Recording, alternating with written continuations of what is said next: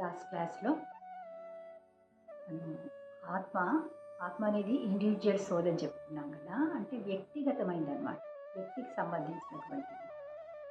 ఈ ఆత్మ సనాతనంగా ఉంటుంది, భగవంతులోని అంశ కావటం వలన. అందుకని కృష్ణుడు ఆత్మస్వరూపాన్ని గురించి ఎక్స్ప్లెయిన్ చేస్తూ ఉన్నాడు. ఇలా భౌతికమైన దేహాన్ని ధరించినప్పుడు ఎన్నో రకాలైనటువంటి రూపాలని, మళ్ళీ ఆ దేహము ఇలాగా శిశువు నుంచి బాలుడవుతాము, తర్వాత యవ్వనంలోకి రావటము, వార్ధక్యంలోకి రావటము, ఇలా అనేక రకాల మార్పులు చెందినప్పుడు మనము ఆత్మని అంటే ఆ వ్యక్తిని వ్యక్తిపరంగానే గుర్తిస్తున్నాము. బాలుడుగా ఉన్నప్పుడు ఒక వ్యక్తి, పెరిగాక ఇంకో వ్యక్తి అనుకోవటం లేదు, ఒకే వ్యక్తి అని గుర్తిస్తున్నాం. అది మరి రూపాలు వేరుగా ఉన్నా కూడా దేని బట్టి వ్యక్తిగా గుర్తిస్తున్నాం, ఒకే వ్యక్తి అని ఎలా మనం నమ్ముతున్నాం? అది సోల్ పరంగా అనమాట. సో అందువలన ఎప్పుడైతే మనం సోల్ అనే విషయం అర్థమైందో, ఆత్మ, నేను ఆత్మస్వరూపుణ్ణి, ఈ దేహంలో ఇప్పుడు ఉన్నప్పటికీ కూడా ఇది నశ్వరమైనటువంటి దేహము, నేను శాశ్వతమైనటువంటి ఆత్మ అని గ్రహించినప్పుడు ఈ జీవన మరణాల గురించి కానీ, తర్వాత నా బంధువులు వాళ్ళు ఇంకా చనిపోతారేమో, ఇటువంటి వాటి గురించి ఆలోచించవలసిన, శోకించవలసిన అవసరం లేదు. ధీరులు ఎప్పుడు కూడా ఈ మార్పులకి చింతించరు అనే విషయం గురించి అర్థం చెప్పారనమాట. ఈరోజు చూద్దాము 14 శ్లోకం ఇది. మాత్రా స్పర్శాస్తు కౌంతేయ శీతోష్ణ సుఖ దుఃఖద ఆగమాపాయినో నిత్య స్థాం తితిక్షస్వ భారత. ఇది అనిత్యమన్నమాట. అందుకని అనిత్యమైనటువంటి ఆ విషయాల కోసము వీటిని మనము, అనిత్యం అంటే ఏంటి, అలాగే స్థిరంగా ఉండవన్నమాట, వస్తూ పోతూ ఉంటాయి. వాటి కోసం మనము ఆలోచించటం, బాధపడడం చేయకుండా సహించటం నేర్చుకోవాలి అని చెప్తూ ఉన్నారు. ఇక్కడ ట్రాన్స్లేషన్లో కూడా సుఖ దుఃఖాలు ఎలా అయితే శీతకాలము ఎండాకాలం లాగా వస్తూ పోతూ ఉంటాయి కదా మనకు ఋతువులు, అదేవిధంగా ఈ కష్ట సుఖాలు అనేవి కూడా అలాగే ఉండవు, వస్తూ పోతూ ఉంటాయి. వాటి గురించి అవి వచ్చినప్పుడు, సుఖం వచ్చినప్పుడు చాలా సంబరపడిపోయి, చాలా ఆహా ఇంకా నాకు ఎదురు లేదు అన్నలాగా ఉండడం, తర్వాత కష్టం వచ్చిందంటే ఇంకా పూర్తిగా డీలా పడిపోవడము, ఇటువంటివన్నీ కూడా ఉండకూడదు. ఎందుకంటే ఏది కూడా ఒకేలాగా ఉండటం లేదు. మార్పులు అనేటటువంటివి, అసలు ఈ డ్యుయాలిటీస్ అనేటటువంటివి భౌతికమైన జగత్తుకి లక్షణాలు అన్నమాట. సో ఇక్కడ అందుకని ఆగమాపాయను అంటే రాకపోకలు, వస్తూ వెళ్తూ ఉంటాయి కదా, అది చెప్పారు. ట్రాన్స్లేషన్లో కూడా అదే చెప్పారు. సుఖ దుఃఖాల తాత్కాలికమైనటువంటి రాక, కాలక్రమంలో మళ్ళీ వెళ్ళిపోవడము, ఇది శీతాకాలము, గ్రీష్మకాలం అంటే వేసవకాలంలా రాకపోకలు లాంటివి. అందువలన అసలు ఇవి ఎలా కలుగుతున్నాయి అంటే ఇంద్రియ అనుభవం వలన కలుగుతున్నాయి. దీని గురించి మనం టెన్షన్ పడకుండా వాటిని సహించడం నేర్చుకోవాలి అనే విషయాన్ని గురించి చెప్తున్నారు. సో ఇక్కడ పర్పోట్లో ప్రభుపాద రాస్తారు, విద్యుక్త ధర్మము. విద్యుక్త ధర్మం అంటే చెప్పాం కదా, మనం కాన్స్టిట్యూషనల్ పొజిషన్ మంది ఏంటి అంటే సేవ అనేసి, అలాగే మనము కొన్ని విద్యుక్త ధర్మాలను నెరవేర్చాల్సి ఉంటుంది అన్నమాట. అవి కూడా సేవలాగే. అంటే మనం చేసేటువంటి ధర్మము, ఎవరి పట్ల ఎలా నడుచుకోవాలి, ఇవన్నీ కూడా మనం చేస్తూ ఉన్నప్పుడు ఎన్నో అవాంతరాలు వస్తూ ఉంటాయి, సుఖాలు దుఃఖాలు వస్తూ ఉంటాయి. వాటిని సహించి ముందుకెళ్ళడం నేర్చుకోవాలి అనే విషయం గురించి చెప్తున్నారు. సో మనకు ఋతువులు ఉంటాయి, సీజన్స్ ఉన్నాయి కదా, అది చలికాలం వస్తుంది, వేసవకాలం వస్తుంది, వర్షాకాలం వస్తుంది, ఇలా మారుతూనే ఉంటాయి, ఒకటే ఉండదన్నమాట. మనం చలిగా ఉన్నప్పుడు ఏమో అనిపిస్తుందంటే, అబ్బా ఎంత చలి పెట్టేస్తుంది, అసలు ఎండ మొహం చూసి ఎంతకాలం అయిందో, అసలు సూర్యుడు కనిపించడమే లేదు, సూర్యుడు వచ్చిన వెచ్చదనం కూడా ఫీల్ అవటం లేదు అసలు. అంటే ఎంత కప్పుకున్నా, ఎంత ముడుచుకున్నా, కొందరైతే ఇంకా తెల్లవారక ముందే లేచి చలి మంటలు వేసుకుని కూర్చుంటారనమాట ఉష్ణం కోసం. వేడి కావాలి, అప్పుడు వేడి కావాలి ఈ శరీరానికి.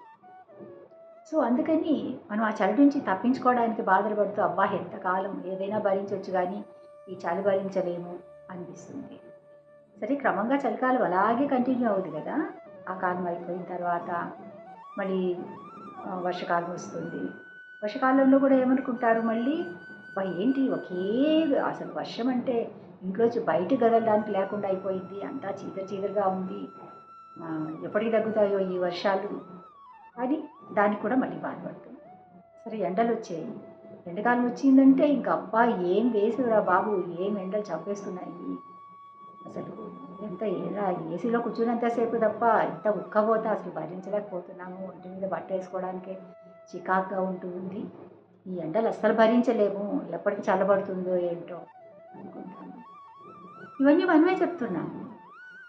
వేసవి వచ్చినప్పుడు ఎండలు భరించలేము అంటున్నాము. చలి వచ్చినప్పుడు శీతలు భరించలేము అంటున్నాము. ఇట్లా ఏది వచ్చినా కూడా మనం ఎలా చెప్తున్నామంటే ఈ దేహానికి, ఈ శరీరానికి అనుభవం అవుతుందన్నమాట. అందువలన మనము ఇది ఇంకా మా వల్ల కాదు, ఇంకా ఎప్పుడు వెళ్ళిపోతాయో అని ఆలోచిస్తూ ఉంటాము. అలా కాదు, ఎలా వచ్చాయి ఎలాగ వెళ్ళిపోతాయి. మనమే రావాలి అని దేన్ని కోరుకోం కదా. అలాగే ఎందుకు ఎంత చక్కగా పోల్చి చెప్తున్నారు. జీవితంలో కూడా సుఖ దుఃఖాలు అనేవి అలాగే ఉంటాయి, వస్తూ పోతూ ఉంటాయి. ఎప్పుడు సుఖం ఉంది అంటే వాళ్ళు ఎంత గొప్పవాళ్ళైనా కావచ్చు, ఎంత శ్రీమంతుడైనా కావచ్చు, ఎవరైనా కావచ్చు, ఎప్పుడు సుఖంగానే ఉంటారు, ఎప్పుడు ఆనందాన్ని అనుభవిస్తుంటారు అని చెప్పలేము. వాళ్ళకి ఫైనాన్షియల్గా లేదు, వేరే సొసైటీలో మంచి పేరు ప్రతిష్టలు ఇవన్నీ ఉండొచ్చు, కానీ అవే ఆనందాన్ని ఇవ్వవు. మనకు ఉండేది అవన్నీ సుఖాలు ఎప్పుడు చూసినా కూడా ఏది కావాలో మనం పొందుతున్నాము అంటేనే ఆనందం అని ఇప్పుడు మనము భ్రమపడుకుంటాం అనమాట. వాళ్ళకు తగినటువంటి వాళ్ళ జీవితాల్లో ఎన్నో చికాకులు ఉంటాయి, వాళ్ళకి ఎందరో శత్రువులు ఉంటారు, ఎంతో ఈ బంధువర్గాల్లోనే వాళ్ళకి ఎన్నికలు ఉంటాయి. లేదు మంచిగా నమ్మించి వాళ్ళ పనులు చేసుకుని మళ్ళీ మోసం చేసే వాళ్ళు ఉంటారు. ఎన్నో రకరకాలైన సమస్యలు ఉంటాయి జీవితంలో. సమస్యలకేం కొదవలేదు కదా, ఎన్నో రకాలుగా ఉంటాయి. వాళ్ళు శ్రీమంతులైనా కావచ్చు, పేదవాళ్ళైనా కావచ్చు. సో ఎప్పుడూ ఆనందం కంటిన్యూ అవ్వదు. పేదవాళ్ళంటే మాకు డబ్బులు లేదు, డబ్బు ఉన్న వాళ్ళు సుఖంగా ఉన్నారు, మాకు డబ్బు లేకపోవడం వల్ల మేము కష్టాలు పడుతున్నాము అనుకుంటారు.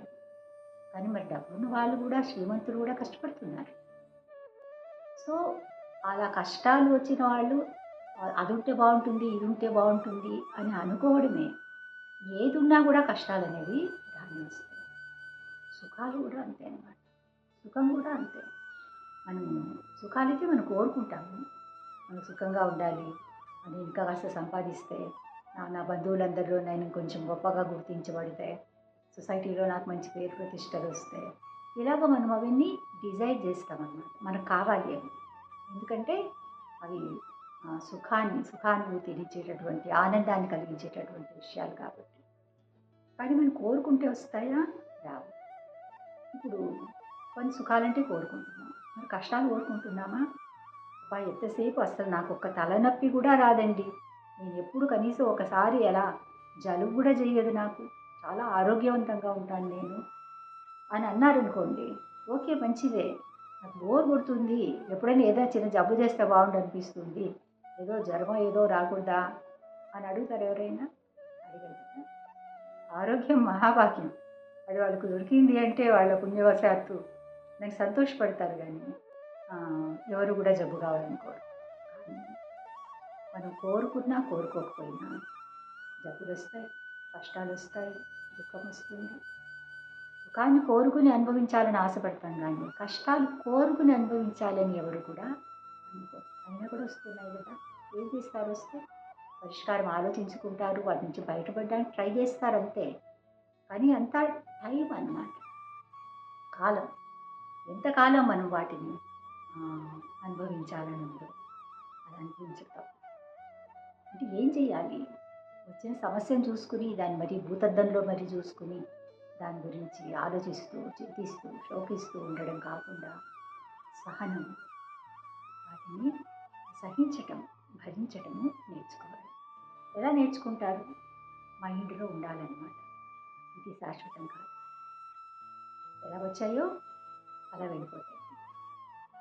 ఎలా వచ్చాయో అలా వెళ్ళిపోతాయి అని మరి అలాగైతే ఇప్పుడు ఎవరికైనా జబ్బు చేసింది, సరే జబ్బు చేసింది, తర్వాత ఎలా చేసిందో అలాగే వెళ్ళిపోతుందిలే అనుకొని ఊరికే ఉండిపోతుందన్నమాట. దానికే చెప్తున్నారు ఈ ధర్మము, విద్యుక్త ధర్మం అనేటటువంటిది కాన్స్టిట్యూషనల్ డ్యూటీస్, ఈ కాన్స్టిట్యూషనల్ డ్యూటీస్ ఇవి తప్పనిసరిగా ప్రతి ఒక్కరి జీవితంలోనూ వాళ్ళు ఎవరైనా కావచ్చు, వర్ణాశ్రమాల్లో ఎవరైనా ఇవ్వచ్చు, బ్రాహ్మణ క్షత్రియ వైశ్య శూద్ర కావచ్చు, లేదు బ్రహ్మచారులు, గృహస్థులు, వానప్రస్థులు, సన్యాసులు, ఎవరికైనా కూడా ఈ ఒడిదుడుకులు అనేవి రాని వస్తాయి. కానీ వాటిని సహించడము నేర్చుకోవాలి. మరి అలాగైతే ఎలా వచ్చింది ఎలా వెళ్ళిపోతుంది, ఎలాగూ వచ్చేది వస్తూనే ఉంటాయి అని మెట్ట వేదాంతాలు చెప్పకూడదు అన్నమాట. జబ్బు చేసిందా దాని నుంచి బయటపడడానికి ప్రయత్నం చేయాలి, డాక్టర్ దగ్గరికి వెళ్ళాలి, మందులు తీసుకోవాలి. అప్పుడు ఫిలాసఫీ చెప్పకూడదు, ఏం నేను జబ్బుని కోరుకున్నానా ఏంటి వచ్చింది అలాగే వెళ్ళిపోతుంది అని చెప్తే ఏం ప్రయోజనం లేదన్నమాట. మరి ఏం చెయ్యాలో అది చేయాలి. దాన్ని నీ ధర్మం నువ్వు చెయ్యి. స్వధర్మాచరణ అంటే నేను హిందువుని కాబట్టి హిందువుగా ఉంటాను, క్రిస్టియన్ కాబట్టి క్రిస్టియన్గా ఉంటాను, అది కాదు. మనం చేసే పనులు మనం ఏ విధంగా ఉన్నప్పుడు ఎలా చెయ్యాలి అనేటటువంటి వాటిని ఎప్పుడు కూడా మానకూడదు. సో ఆ విధంగా మనము ఏదైనా మనకు అసౌకర్యంగా ఉండేటటువంటి సిచ్యుయేషన్స్ వచ్చినా కూడా, ఇప్పుడు చలికాలం వస్తుంది, చలికాలం వస్తే ఎంతసేపు చలిమంటలు వేసుకుని కూర్చోరు కదా, దాని నుంచి మనము కాపాడుకోవాలి అంటే వెచ్చగా ఉండే షాల్ కప్పుకోవాలి, స్వెటర్లు వేసుకోవాలి, బయటకు వెళ్ళాలంటే చెవులు చుట్టూ వచ్చేలాగా ఒక మఫ్లర్ చుట్టుకోవడము, ఉలెన్ టోపీలు వేసుకోవడము చేయాలి. ఇది మనం చెయ్యాలి. ఎందుకు దాని నుంచి మనం ఇంకా టైం ఉంది, దాని నుంచి ముందుకు వెళ్ళాలి అంటే మనం ముందుకు వెళ్ళాలి కదా, ఎక్కడ ముసుగేసుకొని కంబళ్ళు కప్పుకొని కూర్చోలేం కదా ఇంట్లో. అన్ని పనులు సజావుగా జరగాలి అంటే దానికి అనుగుణంగా మనం ఎలా నడుచుకోవాలి అది తప్పకుండా చేయాలి. సో అలాగే ఎండాకాలం వచ్చిందంటే కూడా ఎంతసేపు ఏసీ వేసుకొని ఇంట్లో కూర్చోలేదు కదా, బయట వెళ్ళాలి. సో ఏం చేయాలి, బయట వెళ్ళాలి అంటే కాస్త లైట్గా ఉన్నటువంటి డ్రెస్సులు, కాటన్ ఎలాగైనా వేసుకోవాలి. తర్వాత గొడుగు పట్టుకోవడము, ఇట్లా టోపీలు వేసుకోవడము, ఇటువంటి జాగ్రత్తలు తీసుకుంటూ వాటిని మనల్ని ఇబ్బంది పెట్టకుండా ఉండేలాగా మనము వాటిని ఫేస్ చేయాలి. ఇలా చేస్తూ ఉన్నప్పుడే మనకు జీవితం ముందుకు సాగడానికి సాధ్యమవుతుందన్నమాట. సో కృష్ణుడు ఎందుకు చెప్తున్నాడు ఇక్కడ దీన్ని అంటే, ఈ క్షత్రియుల ధర్మం ఏంటి, ప్రతి ఒక్కరికి విద్యుక్త ధర్మాల గురించి ఉంటాయని చెప్తున్నాం కదా, అలాగే క్షత్రియుల ధర్మం ఏంటి అంటేనే యుద్ధం చేయడం, క్షాత్రం, వ్యాలర్ అంటాం, శౌర్యం అన్నమాట. వాళ్ళకున్నటువంటి ఆ శౌర్యము అనేటటువంటిది ఎందుకుంది, ఆ యుద్ధ భూమిలో ముఖ్యంగా వాళ్ళు ఎప్పుడు కూడా వెనుకని వేయటం అనేది జరగకూడదు. అలా క్షత్రియుల ధర్మము అనేసరికి, యుద్ధం చేయడం వాళ్ళ ధర్మము అనేసరికి, మరి ఎదురుగా ఫ్రెండ్ ఉన్నాడా, ఎనిమి ఉన్నాడా, వాళ్ళు మంచోళ్ళ చెడ్డోళ్ళ, ఎనిమి ఎందుకయ్యాడు, వాళ్ళు చెడుగా ఉంటేనే కదా అవుతారు. ఒకరికొకరికి వాళ్ళకి ఆ బాంధవ్యం చెడిపోయేలాంటిది ఎప్పుడు కలుగుతుంది, ఒకరితో ఒకరికి ఉన్నటువంటి శత్రుత్వం వల్ల. వాడు బంధువే కావచ్చు, బంధువైనా కూడా ఎన్నోసార్లు ఫ్యామిలీలో ఒకరితో ఒకరు రక్త సంబంధికులైనా సరే మాట్లాడడం మానేస్తారు. ఏవో మిస్అండర్స్టాండింగ్స్ అన్నమాట అట్లా వస్తాయి. క్షత్రియులు అనేటటువంటి వాళ్ళు రూలర్స్గా ఉంటారు కాబట్టి, వాళ్ళు ప్రతిపక్షంలో ఉన్న వాళ్ళు ఎవరైనా సరే అక్కడ అవాంఛితమైన ఘటనలు ఏమీ జరగకుండా కాపాడాలి, సిటిజన్ని కాపాడాలి అంటే తప్పనిసరిగా యుద్ధం అనేది జరిగి తీరాలి. సో అట్లా ఏదైనా సరే మనకు ఈ జ్ఞానం అంటే ఎటువంటి జ్ఞానము, ఆత్మకు సంబంధించినటువంటి జ్ఞానం ఉండాలి.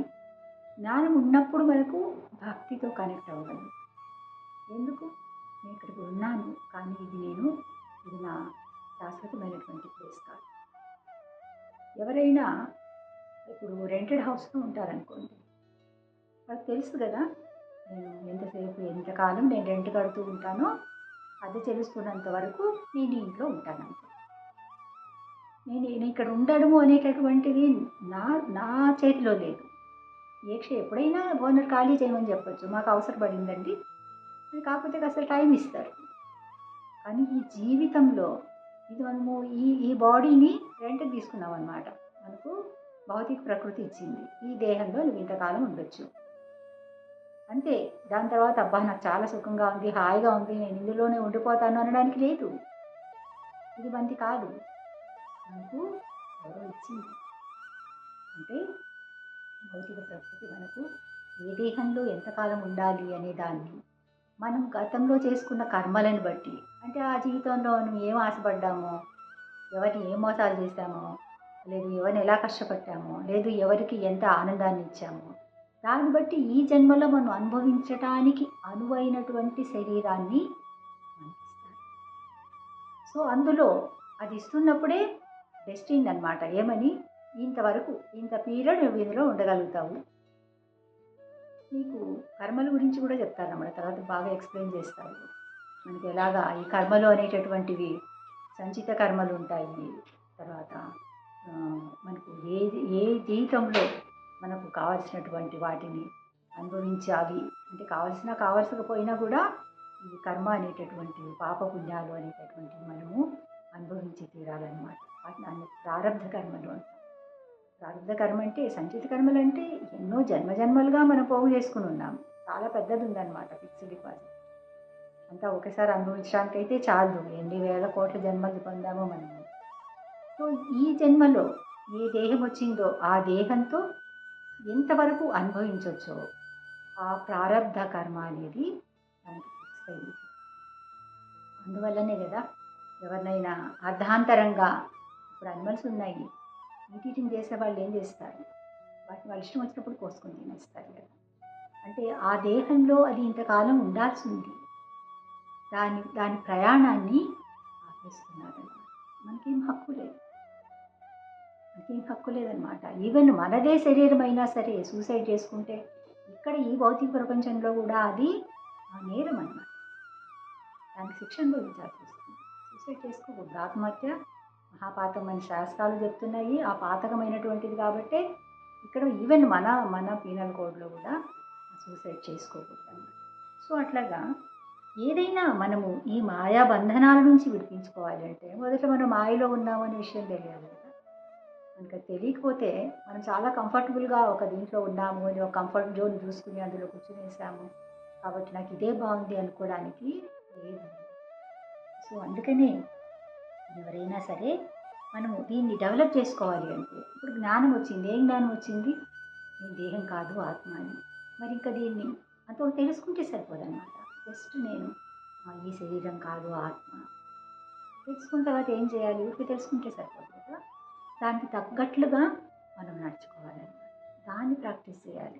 అంటే ఫర్దర్ ఎలా ప్రోగ్రెస్ అవ్వాలి ఈ మార్గంలో అనేటటువంటి దాని గురించి తెలుసుకోవాలి. అప్పుడు ఏం చేయాలి? భగవంతుడు శాస్త్రాలు వేదాలు అన్నీ కూడా మనకు కొన్ని నిబంధనలు, కొన్ని నియమ నిబంధనలు అనేటువంటివి విధించారు. వాటిని మనం ఫాలో చేయాలన్నమాట. సో ఇక్కడ ఈ శ్లోకంలో అర్జునుడిని కౌంతేయ అన్నారు, భారత అన్నారు. కౌంతేయ అంటే కుంతిపుత్రుడు అన్నమాట. చాలాసార్లు మెయిన్ అర్జునుడి గురించి చెప్పేటప్పుడే కౌంతేయ పదం వస్తుంది. ఎందుకంటే జనరల్గా కృష్ణుడితో ఉన్నటువంటి ఆ సన్నిహితత్వం వలన మనం భగవంతుడి గురించి చెప్తున్నప్పుడంతా భక్తుడిగా అర్జునుడు ఉంటూ ఉన్నాడు కాబట్టి కౌంతేయ అంటారు. కానీ కొన్ని చోట్ల ధర్మరాజులు వాళ్ళు చెప్పేటప్పుడు కూడా కౌంతేయ అనే పదాన్ని అయితే యూజ్ చేస్తారు, ఆ పేరుని సందర్భోచితంగా. ఇక్కడ ఈ కౌంతేయ అనడం వలన మనకున్న రిలేషన్షిప్ అంటే రక్త సంబంధాన్ని గురించి మాట్లాడుతున్నాడు కృష్ణుడు. మరి ఎలాగా? అర్జునుడి తల్లి కుంతీదేవి కృష్ణుడి తండ్రి వసుదేవుడికి సోదరి చెల్లెలు. ఆ విధంగా మన మధ్య రక్త సంబంధం కూడా ఉంది అనే విషయాన్ని గుర్తు చేస్తున్నాడు. ఇంకా భారత అనడంలో ఆ గొప్ప వంశం ఎటువంటిది, అటువంటి మహా గొప్ప వంశానికి సంబంధించిన వాడు నువ్వు ఏదో సామాన్యమైన వ్యక్తిలాగా ఈ విధంగా నువ్వు మాట్లాడుతున్నావు అన్నది చెప్పడం కోసము అర్జునుడిని ఇలాగా ఈ రెండు విధాలుగాను సంబోధించారు. అంటే ఎలా తీసుకున్నా కూడా తండ్రి పక్క నుంచి తీసుకోవడం ఎందుకు? ఇప్పుడు ఇంకా పాండురాజు వీళ్ళందరూ కూడా భరత వంశానికి సంబంధించినటువంటి వాళ్ళు కదా. సో నువ్వు తండ్రి పరంగా తీసుకున్నా గొప్ప వంశానికి చెందిన వాడివి, తల్లి పరంగా తీసుకున్నా కూడా నాతో రిలేషన్షిప్ ఉండేటటువంటి వాడివి. ఇవన్నీ నీకు వారసత్వంగా వచ్చేవి. అందుకని నువ్వు ఇది నీ ధర్మము. అంటే కృష్ణుడికి ఏది స్వధర్మము? క్షత్రియ క్షత్రియ ధర్మము. దాన్ని తప్పకుండా అతను ఫాలో చేయాలి. అందుకే నువ్వు యుద్ధాన్ని నిరాకరించే అవకాశం లేదు. అంటే నువ్వు ఎన్ని విధాలుగా ఆర్గ్యుమెంట్లు చేసినా, అవి ఎంత సబబుగా ఉన్నాయి అనుకున్నా, అవి కొందరికి బాధని, కొందరికి సంతోషాన్ని కలిగిస్తున్నాయి అనుకున్నా, ఇది యుద్ధం మానడం అటువంటిది మాత్రము ఎలా తీసుకున్నా కూడా అది సమంజసంగా ఉండదు. ఎందుకంటే నువ్వు క్షత్రియుడు కాబట్టి అనే విషయాన్ని గురించి కృష్ణుడు చెప్తూ ఉన్నాడు. నెక్స్ట్ శ్లోకం చెప్తున్నాము. హరే కృష్ణ.